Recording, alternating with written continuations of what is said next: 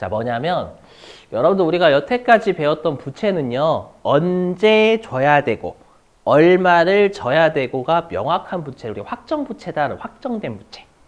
근데 우리가 부채 중에서요. 금액을 모르는 부채도 있고요. 그 다음에 언제 나갈지도 모르는 부채가 있어요. 대표적인 게 뭐가 있을까요, 여러분들? 퇴직금. 회사 입장에서는 종업원이 1년 이상 근무했어요.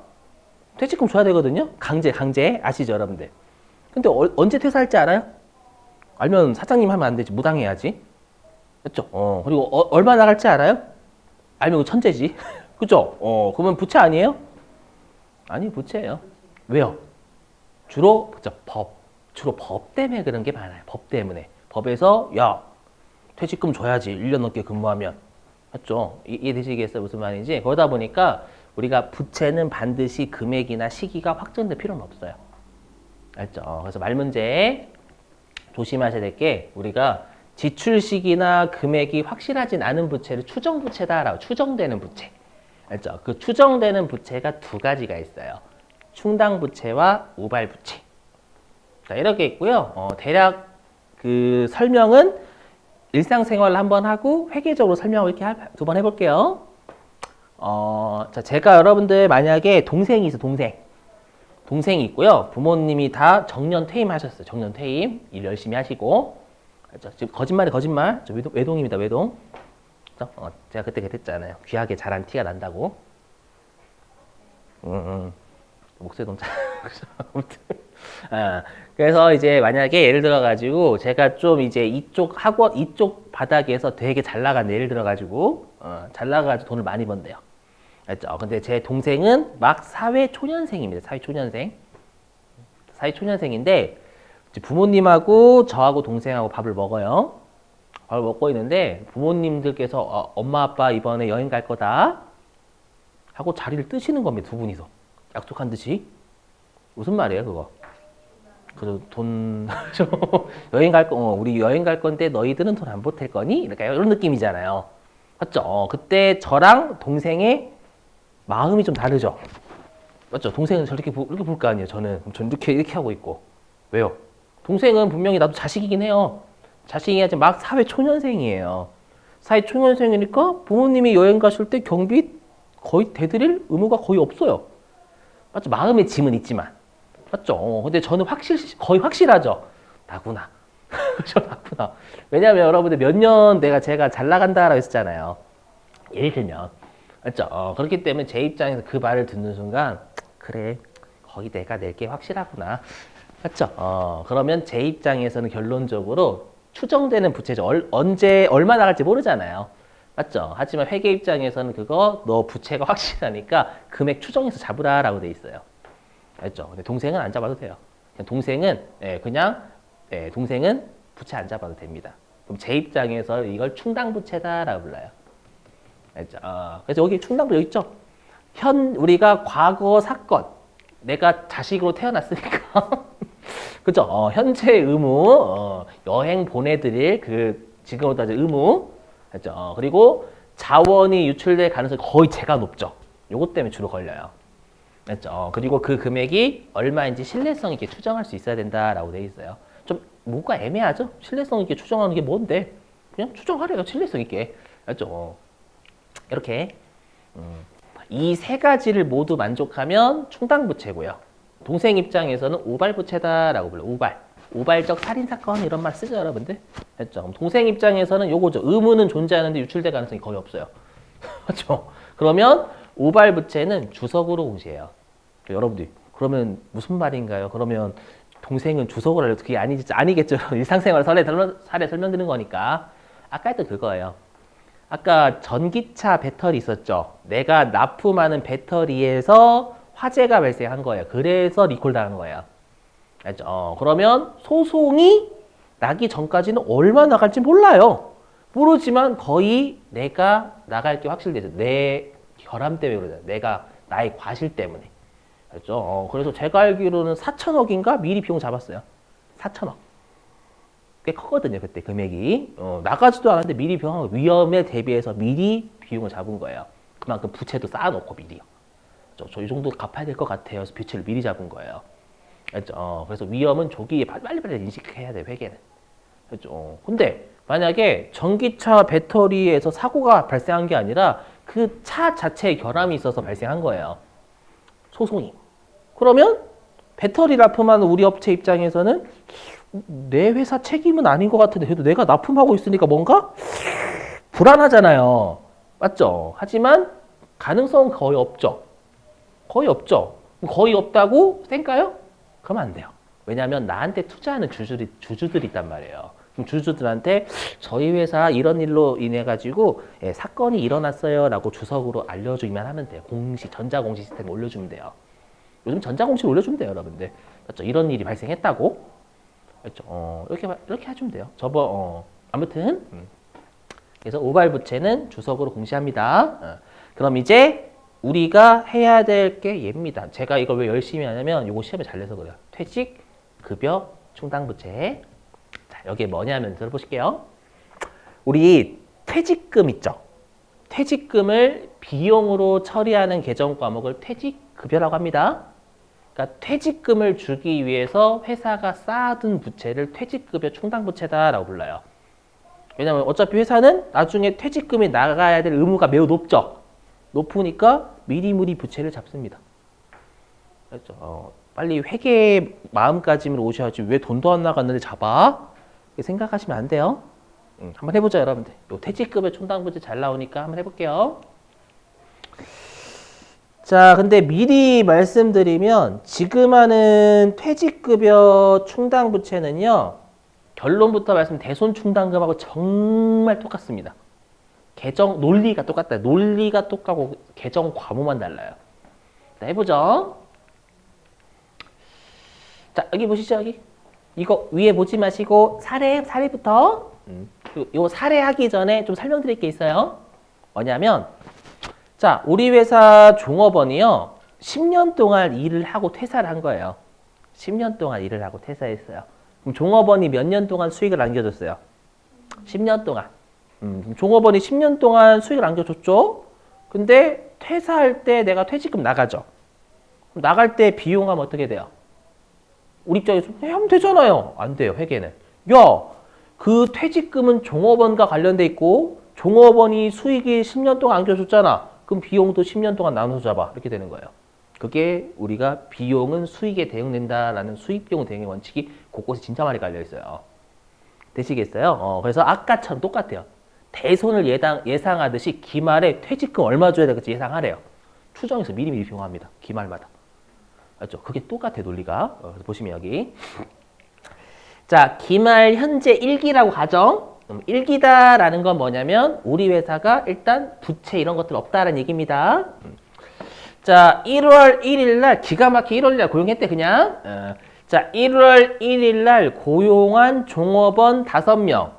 그러면 이제 12월 30일 됐으니까 1년 이상 근무했죠. 근무했으면 종업원이 1년 동안 수익을 안겨줬단 말이에요. 그럼 이거와 관련된 비용을 조기 인식하라라는 거예요. 수익비용 대응 원칙 때문에. 자, 예상한 바 1,000원으로 추정이 됐대요. 1,000원으로. 그래서 어떻게 하냐면 그래 1,000원이 나갈 것 같으니까 미리 부채로 잡자. 그래서 대변에 퇴직, 급여, 충당, 부채. 퇴직금에 우리가 사용하기 위한 부채를 잡아요.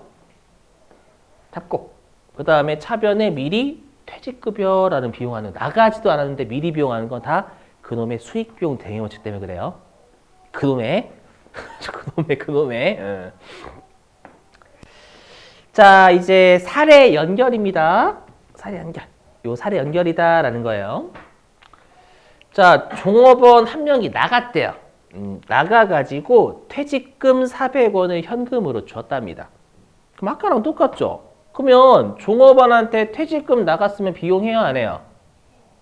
안 해요. 왜요? 이때는 나갔어요. 나갔을 것으로 예상만 됐는데 미리 비용했어요. 그렇죠. 미리 비용했으니까 나갔을 때 또 비용하면 안 돼요. 그 논리예요. 계속 똑같아요. 대손하고 요 퇴직급여 충당부채 논리가 다 이랬습니다. 그렇죠. 미리 비용한 거 있으니까 실제로 대손이 확정되건 퇴직금을 줬을 때 비용하지 말라라는 거예요. 미리 비용한 것만큼은. 그래서 어떻게 하냐면 대변에 현금을 400원 까요. 까고 기존에 내가 그럴 줄 알고 1,000원만큼 부채 잡아놨잖아요.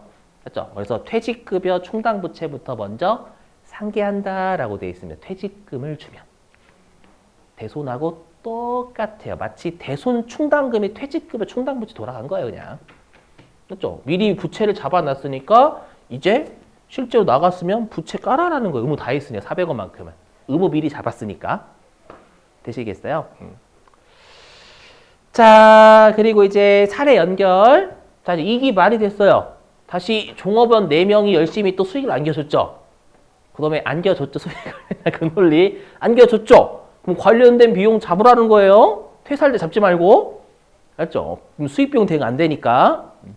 그래서 보니까 자, 용어 외우셔야 됩니다. 실제 시험에서는요. 이렇게 안 줘요. 퇴직금을 예상한 바 추정되었다. 이렇게 안 줍니다. 우리 시험은. 그렇죠? 이렇게 추정한 금액을 뭐라고 하냐면 이렇게 불러요.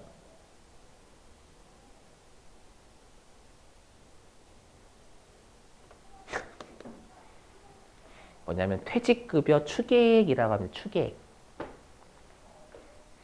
시험에는 추계액이라 나올 거예요. 여러분 혹시 그 추계라고 들어보세요? 추계? 추계 혹시 우리 신고할 때 장부가 없으면 어떻게 해요? 세무서가 장부에 입증되는 비용이 없잖아요. 그래서 추정해서 우리가 신고하는 걸 추계 신고라고 해요. 그래서 뭐냐면 퇴직금을 추정해서 계산한 금액이라는 뜻이에요. 퇴직금을 추정해서 계산한 금액. 제가 이렇게 하는 건 정말 예상한 바로 안 됩니다. 퇴직급여 추계액이라고 줘요. 근데 미리 여기서 퇴직급여 추계액이라고 하면 여러분들 무슨 말인지 모르잖아요. 그래서 추계액이 1,500원으로 추정됐대요. 근데 아까랑 똑같죠? 그러면 우리가 2기 말에 있어야 될 부채가 1,500원인 거잖아요. 근데 이미 얼마는 있어요? 그래서 600원은 있죠. 그럼 모자란 금액인 900원만 더 부채로 인식하면 된다라는 거예요. 논리가 똑같죠. 대손이랑. 완벽하게 똑같아요. 그래서 대변에 여기 무시하세요. 대변에 퇴직급여 충당부채 900원. 그리고 차변에 바로 비용 적잖아요. 퇴직급여 이렇게. 되셨어요? 이렇게 잡는다라는 거예요. 자, 그럼 보시면 우리가 방금 방금은 아니고 아까 대손 충당금 설정이 자동 결산이었죠. 똑같아요. 논리가 완벽하게 똑같잖아요. 그래서 지금 하는 퇴직급여 충당부채 설정하는 것도 자동 결산입니다. 우리 자동 결산 다 배웠어요. 그러면 이제 밑줄 치러 갈게요. 교재 밑줄 치러 갈게요, 여러분들. 276페이지가 아니라 278페이지요. 278. 자, 278페이지 맨 위에 네모 1번. 거기에 자동결산 정리사항이라고 보이세요, 여러분들? 별표. 딱 6가지예요. 이것만 외우시면 나머지는 다 수동결산 12월 31일자 차변대변 분계 여러분이 직접 끝내시는 겁니다요. 자, 동그라미 1번. 재고자산에 밑주시고 재고자산까지만 밑줄입니다. 우리 기말에 기말 원재료 그런 거 있었으면 입력했었잖아요. 그때 맞아서 그래요. 맞죠? 그거예요, 그거. 뭐 기말 원재료, 기말 재용품 있으면 입력했었잖아요. 그거 얘기하는 겁니다. 기말 재고자산 입력한다 그 말이에요. 자, 그 다음에 동그라미 2번 밑줄 대손 충당금 설정. 아까 했던 거죠? 자, 그 다음에 동그라미 3번 유형자산의 감가상각 밑줄 치시고. 이것도 했었죠, 여러분들? 그 다음에 동그라미 4번 무형자산의 상각. 그러니까 종합하면 그냥 감가상각이 다 자동결산이라는 뜻이죠. 그 다음에 지금 하는 동그라미 1번 퇴직급여 충당부채 설정 밑줄 치시고. 그 다음에 수익비용 계정에 동그라미 1번 법인세 등 설정의 밑줄. 이게 뭐냐면 우리 선납세금 기말에 까는 거 있잖아요. 이건 좀 오래되긴 했어요, 여러분들. 그쵸? 이건 좀 오래되긴 했어요. 한 4일? 한 4일 정도 된 것 같아요. 그죠? 여러분들 고개를 많이 끄덕이면 4일이면 오래된 거지, 그럼. 그죠? 나중에 또 같이 할게요. 자, 그럼 여기 보시죠. 그럼 어떻게 자동 계산하는지 설명하고 여러분들한테 한 문제 맡겨볼게요. 자, 보시죠. 하면. 자, 퇴직급여 충당부채 자동 결산으로 어떻게 하는지. 자, 그럼 아까 방금 우리 퇴직급여 충당부채가 뭐랑 논리가 똑같았어요? 대손이랑 똑같았죠. 그래서 같이 붙어 다녀, 여기 있죠. 대손 삼각 옆에 바로 퇴직 충당이 있어요.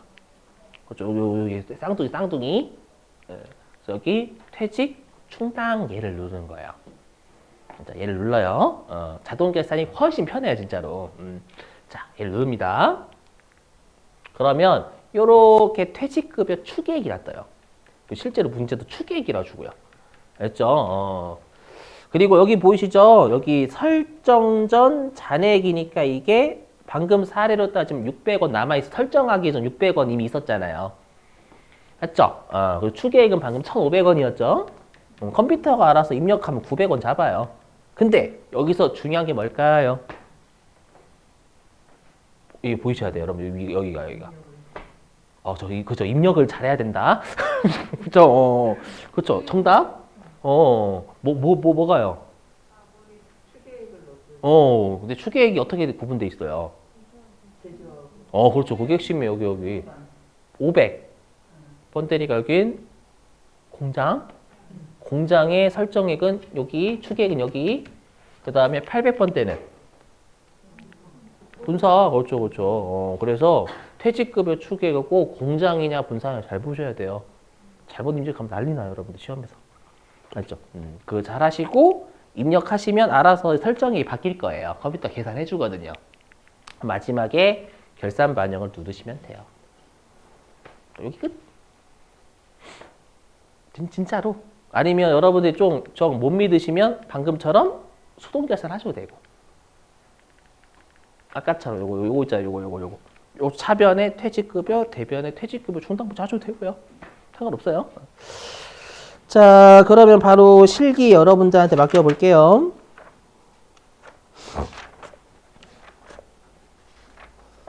어디냐면은 104회? 104회.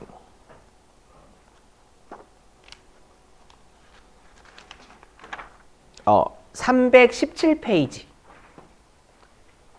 317.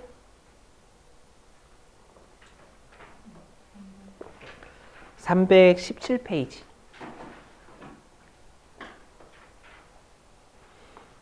문제 5번에 3번. 317페이지 문제 5번에 3번. 회사는 1043. 회사는 1043.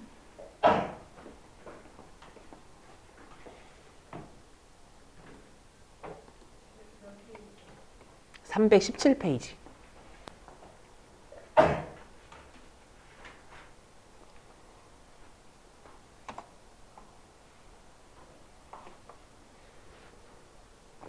문제 5번에 3번이에요.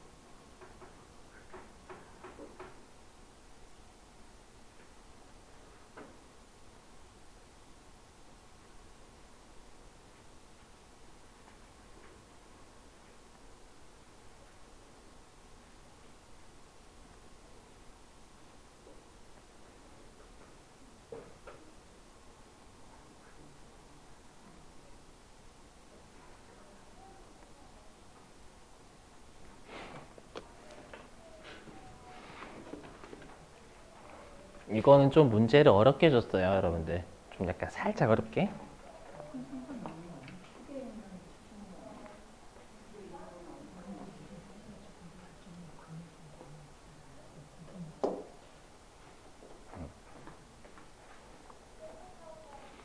자, 여러분 하셨죠? 일단 설명드릴게요.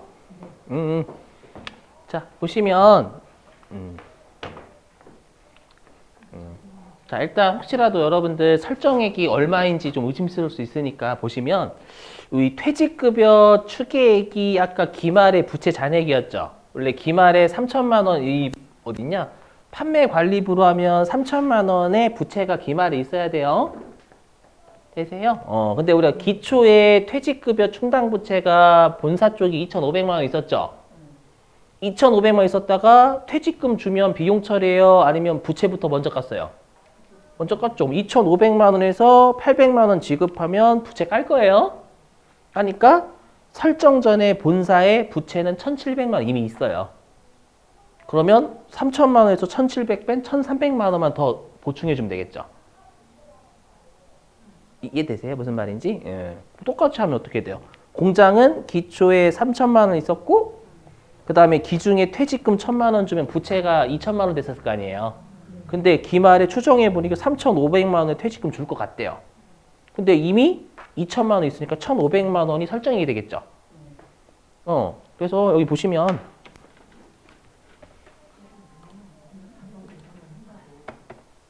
네, 여기 퇴직수당 누르시면 알아서 잘 돼 있어요. 여기 설정 전 잔액.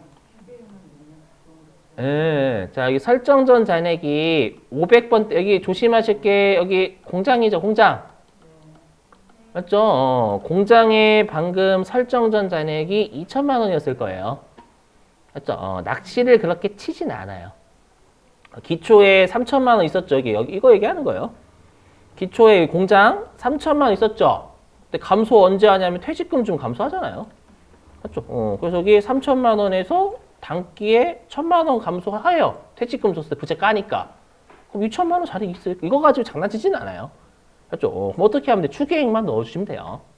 알죠? 그럼 500번대가 공장이니까 위치를 돌려버리 거꾸로 장난친 거예요, 이번에는. 알죠? 공장 제조 생산부니까 3,500만 원 넣으셔야죠.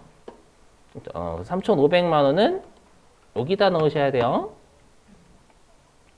공장 쪽 추계액은 3,500입니다요. 맞죠? 그 다음 여기 800번대는 어디예요? 본사니까 본사의 추계액이 얼마라고 되어 있어요? 3천만 원. 네, 3천만 원. 네, 이렇게 하시면 알아서 설정액이 계산이 돼요. 그래서 우리 시험은 추계액만 그냥 넣고 나오시면 끝나요.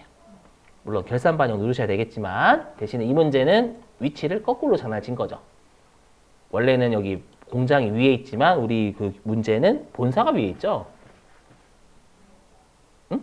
무슨 말인지 이해되세요? 그거는 좀 조심하시길.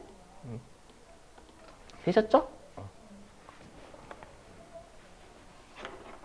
그래서 보시면 아시겠지만 자동 결산 진짜 편하구나. 수동 결산보다.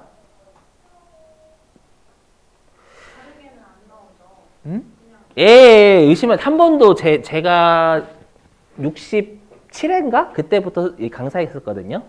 67회부터. 근데 지금까지 낸 적 없어요. 그렇게 거지같이. 네, 그럼 계산을 해야죠. 이렇게 끊으셔도 돼요. 아시죠? 힘드시면 의심스러우면 난 이렇게 끊겠다. 계산하셔야 끊으시면 돼요. 그게 낼 수도 있으니 혹시라도. 자, 퇴직금 지급 지금 바로 할게요, 여러분들. 여기 뭐냐면 이거예요. 자, 사례 보시면 사례 여기. 자, 종업원 2명이 퇴사했대요. 퇴사해서 퇴직금 1,200만 원 현금으로 줬대요. 줬는데 회사 입장에서는 어떻게 해요? 퇴직금 줄 것으로 예상되는 기말마다 미리미리 비용하잖아요. 그래서 여기 퇴직급여 충당부채 잔액이 1,000원이 있다라고 가정한다라는 건 이미 회사는 그럴 줄 알고 1,000원에 부채는 쌓아뒀다라는 거 그럴 줄 알고. 알죠? 그 말은 미리 비용한 게 1,000원이 있다라는 뜻이기도 해요. 그럼 일단은 1,200원 나갔지만 난 이미 부채를 그만큼 쌓아놨죠. 쌓아뒀고 미리 비용한 게 있다라는 거예요. 그래서 현금이 나갔을 때 대변에 있는 퇴직급여 충당부채를 차변으로 없애요. 되세요? 없애고 이것도 마찬가지죠. 대손하고 똑같아요. 1,000원의 대손 충당금이 있었는데 실제로 1,200원 못 받았어요. 그럼 우리가 예상치 못하게 못 받은 200원만 비용하잖아요. 그것도 마찬가지로 내가 1,000원의 부채가 있다라는 건 이미 그럴 줄 알고 1,000원의 퇴직금을 예상했던 거예요. 근데 예상치 못하게 200원의 퇴직금이 더 나간 겁니다. 그럼 얘는 비용할 수밖에 없겠죠. 미리 비용한 적이 없으니까 나갔을 때는 비용할 수 있다라는 거예요. 근데 제가 지금 말한 게 더 헷갈릴 거예요, 여러분들. 그래서 그냥 미리 부채 쌓아둔 게 1,000원 있으니까 그거부터 먼저 까고 예상치 못하게 더 퇴직금 나간 200원만 비용 처리하는 게 맞습니다. 요거는 잘 내는 편은 아니고요. 퇴충은 우리가 설정 아까 했던 방금 했던 설정은 많이 내요. 여기는 낸 적이 거의 없어요. 최근 들어가지고.